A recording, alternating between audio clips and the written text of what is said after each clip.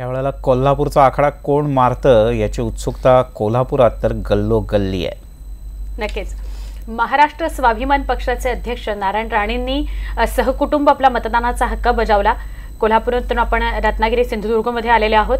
सिंधुदुर्गातील वरवडे इथल्या मतदान केंद्रात पोहोचून सहकुटुंब त्यांनी आपला मतदानाचा हक्क बजावलेला आहे.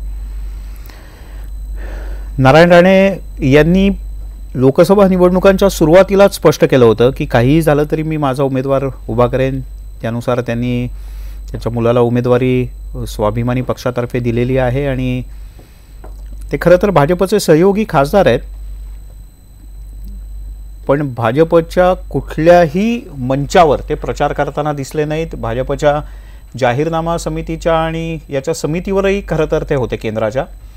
पण त्यानंतर नारायण राणे कुठेच भाजपच्या व्यासपीठावर बसले नाहीत. आपल्या पत्नी, सून, नातवंड यांच्यासह नारायण राणे यांनी आज मतदान केलं. मिलिंद, असं म्हणता येईल की काँग्रेस आणि भाजप या दोन्ही मोठ्या पक्षांकडून भ्रमनिरास झाला नारायण राणे यांचा.